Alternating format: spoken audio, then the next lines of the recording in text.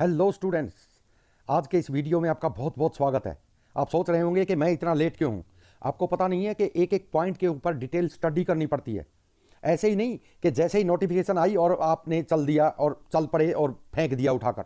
नहीं स्टूडेंट्स, मैं आपको बता देता हूँ कि LIC में 2022 और 23 और 24 में बहुत ही ज़्यादा रिटायरमेंट है। और मैं आपको बताता हूँ तो ये तो AA की वैकेंसी आपके सामने आई है। इस साल में LIC असिस्टेंट की वैकेंसी भरमार हैं, ये आप याद रखें, क्योंकि मैंने बार बार हर वीडियो में बताया है। IBPS PO कट ऑफ में और IBPS क्लर्क कट ऑफ में मैंने हर बार बताया है कि 2024 में इलेक्शन सामने है। स्टूडेंट समझिए, पिछली बार 2014 में वैकेंसी निकली थी, उसके बाद 2019 में निकली, यानी 15, 16, 17, 18, 19 में, और अब 23 में वैकेंसी निकलेंगी LIC असिस्टेंट की, और ये AA की वैकेंसी है। और इस साल और अगले साल और 24 में बहुत, यानी 22 में, 23 में और 24 में रिटायरमेंट बहुत ज़्यादा हुआ है, ये आप समझिए।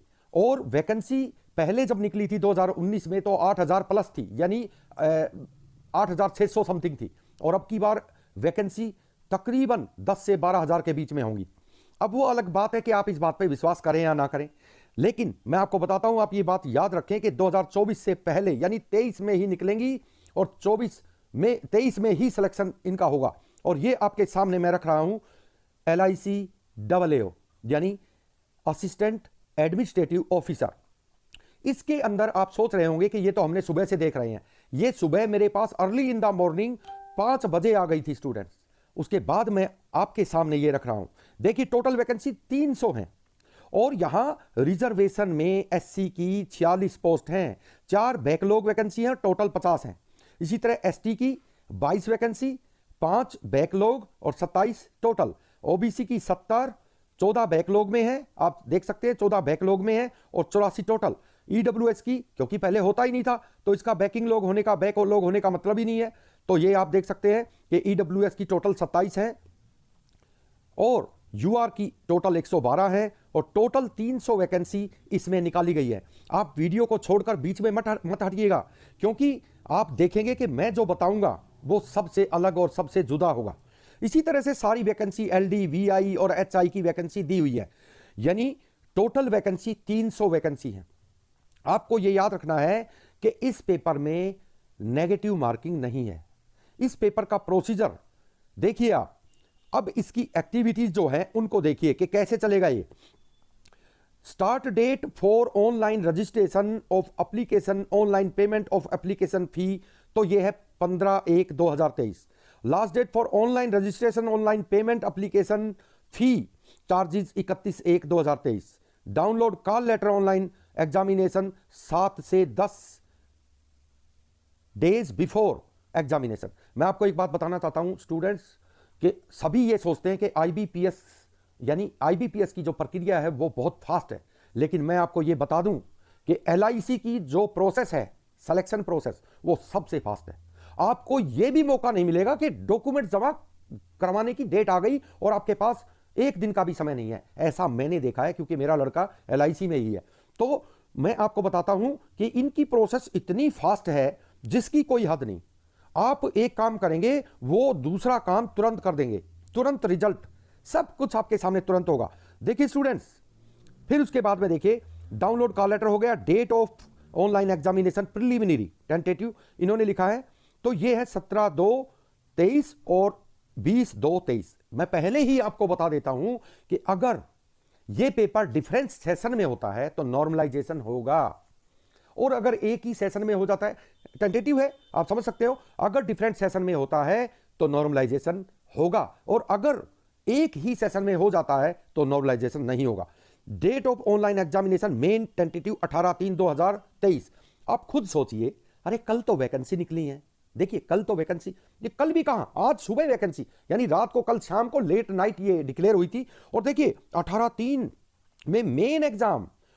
मैं ये कहता हूं कि मई 2023 तक या जून फर्स्ट वीक तक सिलेक्शन हो जाएंगे, अगर ये प्रक्रिया चलती रही तो, और यही होगा क्योंकि LIC बहुत फास्ट है। तो इसी तरह से देखिए स्टूडेंट्स, नेक्स्ट एलिजिबिलिटी कंडीशन में आते हैं। एलिजिबिलिटी कंडीशन यानी आपकी जो भी जो एज है वो 1/1/2023 को एज अंडर होनी चाहिए क्या, 21 से 30 साल, यानी 1/1/23 को 21 से 30 साल, 30 से ज्यादा भी नहीं होना चाहिए। Candidate must have been born not earlier than 2/1/1993 and not later than 1/1/2002, both days inclusive only are eligible। both days यानी दोनों दिन इंक्लूड किए जाएंगे। रिलैक्सेशन इन अपर एज लिमिटेड, वो जैसा है सबको पता है कि शेड्यूल कास्ट को इतना मिलता है, ओबीसी को इतना मिलता है, वो सबको पता है, एसटी को इतना मिलता है। नेक्स्ट देखिए स्टूडेंट्स, सिलेक्शन प्रोसीजर। मैं आपको ऐसी ऐसी बात बताऊंगा जो शायद आपने किसी से ना सुनी हो और क्लियर आपको दिखाई दे रहा है कि ये 3 फेज में होगा स्टूडेंट्स, 3 फेज में। Assistant administrative officer phase 1 preliminary examination, इसमें कोई नेगेटिव मार्किंग का कहीं जिक्र नहीं है, लेकिन नेगेटिव जैसा इन्होंने इसलिए नहीं किया है कि देखिए कैसे रीजनिंग एबिलिटी में 35 क्वेश्चन होंगे, मैक्सिमम मार्क्स 35 होंगे, medium of exam English Hindi दोनों होगा, और एससी को पास करने क्वालिफाई करने के लिए 16 नंबर मिनिमम चाहिए। ठीक उसी तरह से क्वांटिटेटिव एप्टीट्यूड जो है उसके 35 क्वेश्चन होंगे और मिनिमम मार्क्स 35 होंगे। मीडियम ऑफ एग्जाम इंग्लिश और हिंदी, हिंदी नीचे की तरफ चला गया है, इंग्लिश और हिंदी होगा, और मिनिमम मार्क्स एससी एसटी और पीडब्ल्यूडी बीडी के 16 मार्क्स क्वालिफाई मार्क्स उनको लेने होंगे, और अदर्स को 18 मार्क्स मिनिमम लेने होंगे, और पेपर का ड्यूरेशन 20 मिनट का होगा, और ये अलग अलग सेशन में, यानी पेपर ओझल हो जाएगा 20 मिनट के बाद, ये आपको याद रखना है। आगे देखिए students, aptitude English language with special emphasis on grammar, vocabulary and comprehension, 30 इसमें क्वेश्चन होंगे। ये स्टार का मतलब है पासिंग मार्क होगा, इंग्लिश में होगा, और 9 नंबर एससी एसटी और पीडब्ल्यूडी या कैटेगरी को 9 मार्क्स पास होने के लिए इसमें चाहिए। और इसके बारे में एक बात और बता देता हूं मैं, अगर सबसे पहले इसी को चेक किया जाएगा, सबसे पहले इसी पेपर को चेक किया जाएगा स्टूडेंट्स, ये मान लें, और अगर इसमें आप पास नहीं होते हैं तो आपके किसी भी पेपर का मूल्यांकन नहीं होगा। तो 9 एससी एसटी पीडब्ल्यूडी को चाहिए और 10 अदर्स कैटेगरी को चाहिए, और 20 मिनट इसमें आपको मिलेंगे, यानी आपके तीनों पेपर का मूल्यांकन होगा, लेकिन सबसे पहले इंग्लिश का होगा। अगर किसी को इसमें क्वालिफाइंग नहीं मिलते हैं, यानी 9 और 10, तो उसका मूल्यांकन दूसरे पेपर का नहीं होगा।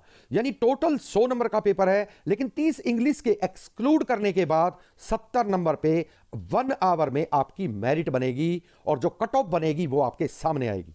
देखिए ध्यान से स्टूडेंट्स, उसके बाद में हम आते हैं मेन पेपर पर।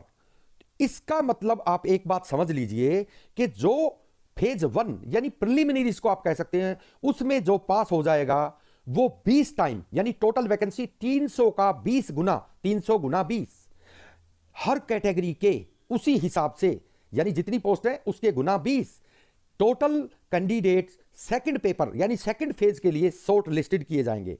उन कैंडिडेट्स को ये सेकंड पेपर फेस करना पड़ेगा। उसमें रीजनिंग एबिलिटी जो है वो 30 नंबर यानी 30 क्वेश्चन होंगे। मैक्सिमम मार्क्स उसमें देखिए कितने हैं, मैक्सिमम मार्क्स 90, 30 क्वेश्चन के 90 मार्क्स, यानी 3 नंबर का एक क्वेश्चन। इंग्लिश हिंदी इसका मीडियम होगा, और इसमें पास होने के लिए एससी को 40 नंबर और अदर्स को 45 नंबर, और इसका ड्यूरेशन 40 मिनट का होगा। ये आप याद रखें अच्छी तरह से। इसी तरह से जनरल नॉलेज पे हम आते हैं, general knowledge and current affair, इसमें 30 क्वेश्चन होंगे और मैक्सिमम मार्क्स 60 होंगे। स्टूडेंट्स आप देख सकते हैं कि ये क्वेश्चन इतने आसान नहीं होंगे। देखिए मैं डरा नहीं रहा हूं, कई बार बच्चे कह देते हैं सर आप तो पहले ही डरा रहे हो, मैं डरा नहीं रहा हूं, मैं सिर्फ आपको ज्यादा लेबर मेहनत करने के लिए कह रहा हूं। देखिए इंग्लिश और हिंदी में ये होगा इसका मीडियम, 27 नंबर एससी को, एसटी को और पीडब्ल्यूबीडी को चाहिए, और अदर्स को 30 नंबर चाहिए। 20 मिनट आपको का ड्यूरेशन इसमें होगा। और यह भी याद रखें कि एक पेपर खत्म होने के बाद दूसरा ओझल हो जाएगा, यह बात ध्यान रखें। लेकिन डिस्क्रिप्टिव के लिए फिर ऑब्जेक्टिव होने के बाद डिस्क्रिप्टिव का समय आपको दिया जाएगा, और डिस्क्रिप्टिव जो होगा इसमें सेकंड वाले में जो डिस्क्रिप्टिव होगा सेकंड फेज में, उसके लिए आपको अलग से समय दिया जाएगा जो आपको समय उचित पेपर में मेंशन होगा। इसी तरह से डाटा एनालिसिस एंड इंटरप्रिटेशन के 30 नंबर 30 क्वेश्चन होंगे, मैक्सिमम मार्क्स 90 यानी 30 या 90, एक क्वेश्चन 3 नंबर का, और इंग्लिश एंड हिंदी में ये होगा, और यहां 40 नंबर एससी को पास होने के लिए चाहिए और अदर्स को 45 नंबर चाहिए और 40 मिनट का आपको समय लगेगा। जब मेन का रिजल्ट जब आएगा और जिसका नाम वहां नहीं है तो समझो उसने जो मेंशन्ड कट ऑफ है, यानी आईबीपीएस में और दूसरे पेपर्स में तो कट ऑफ बनती है, यानी रिजल्ट आने के बाद वो कितनी भी हो सकती है, लेकिन एलआईसी हमेशा ये मेंशन कर देती है कि आपको इतने लेने ही हैं, अगर नहीं आए तो नॉट अवेलेबल, अगर कम भी रह गए नॉट अवेलेबल, यानी अगर किसी के बने नहीं और पोस्ट भी खाली रह जाए, लेकिन ऐसा होता नहीं है क्योंकि पोस्ट कम होती है एलआईसी में। देखिए आगे आप देखिए, insurance and financial market awareness 30 question 60 number के, यानी प्रति क्वेश्चन 2 नंबर। इंग्लिश और हिंदी में होगा। 27 एससी को पास मिनिमम चाहिए पास होने के लिए, 26 भी रह गए तो कोई पास नहीं करेगा भाई, और इसमें 30 दूसरी कैटेगरी को चाहिए, 29 भी आ गए तो कोई नहीं पूछता, निकाल देंगे, और 20 मिनट आपको इसके लिए मिलेंगे।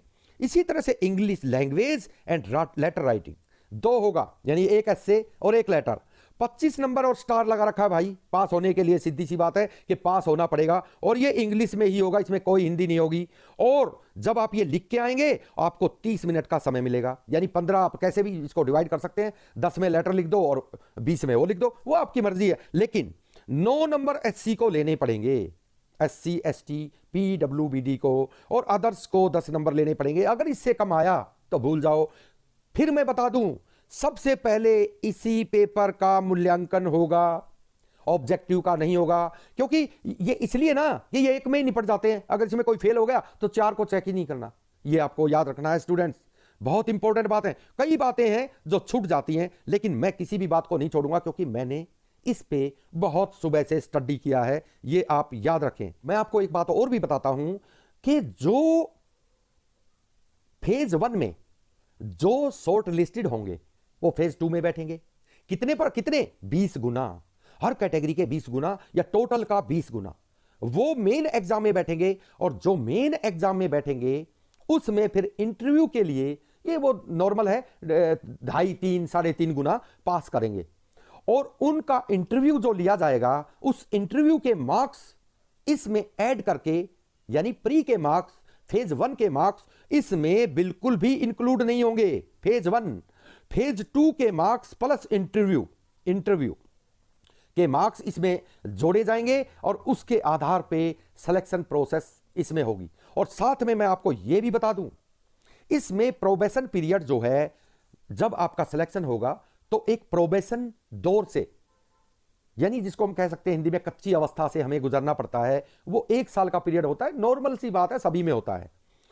उस दौर से गुजरने के बाद 1 साल के बाद, यानी इसमें क्लियर है, वो ध्यान से आप देख भी सकते हैं, 4 ईयर इंक्लूडिंग प्रोबेशन पीरियड आपको एलआईसी की सेवा करनी पड़ेगी। अगर आप उससे पहले सर्विस को छोड़ते हैं तो आपको 5 लाख रुपया बॉन्ड जो भरवाया जाएगा उसके हिसाब से प्लस जीएसटी वगैरह या जो भी अन्य खर्चे हैं उसके साथ वो पैसा एलआईसी को भरकर अपनी अगली जगह को ढूंढना होगा जहां आप जाना चाहते हैं।